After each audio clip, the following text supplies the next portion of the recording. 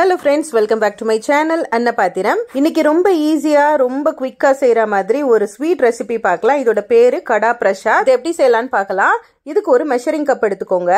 இந்த measuring கப்பால 1 cup அளவுக்கு sugar and 2 cup அளவுக்கு தண்ணி சேர்த்துக்கோங்க. இப்போ இத ஸ்டவ்ல வச்சு நல்லா கொதிக்க விடலாம். இது கொதிக்கிறதுக்குள்ள பக்கத்துல இன்னொரு ஸ்டவ்ல வந்து ஒரு கடாய் வச்சுக்கோங்க. இதுல நம்ம எந்த கப்ல சுகர் எடுத்தோமோ அதே கப்ல 1 கப் அளவுக்கு நெய் சேர்த்துக்கலாம். நெய் சூடானதுக்கு அப்புறமா அதுல கொஞ்சமா முந்திரி பருப்பு, காஞ்ச திராட்சை சேர்த்து நல்லா வந்து வறுத்து தனியா எடுத்து வச்சுக்கலாம். இதுல ரொம்ப இம்பார்ட்டன்ட்னு பாத்தீங்கன்னா அந்த கப் அண்ட் மெஷர்மெண்ட் மட்டும்தான். சரியான ப்ரொபோர்ஷன்ல பண்ணீங்கன்னா அல்வா வந்து பர்ஃபெக்டா வரும். இப்போ இந்த நெய்ல 1 கப் அளவுக்கு கோதுமை மாவு, அதாவது நம்ம சுகர் அப்புறம் தண்ணி எல்லாம் மெஷர் பண்ணோம் இல்லையா, அதே கப்ல 1 கப் அளவுக்கு கோதுமை மாவு சேர்த்து நல்லா வறுத்துக்கோங்க.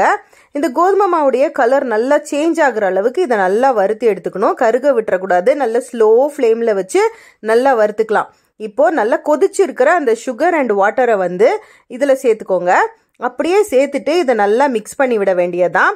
ஸ்லோவா சேர்த்ததுக்கு அப்புறமா இதை வந்து நல்லா மிக்ஸ் பண்ணி விடுங்க. உடனே பாத்தீங்கன்னா இந்த ஹல்வா வந்து நல்லா கெட்டி ஆயிரும். இதுக்கு எக்ஸ்ட்ரா நெய் வந்து தேவைப்படாது. தேவைப்பட்டா கொஞ்சமா சேர்த்துக்கோங்க. நான் இதுல வந்து கொஞ்சமா சேர்க்கிறேன்.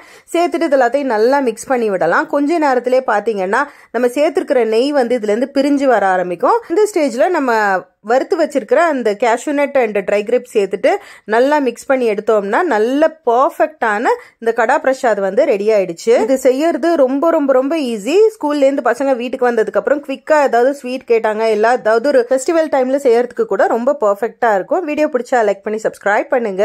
இன்னொரு வீடியோல பார்க்கலாம். பை.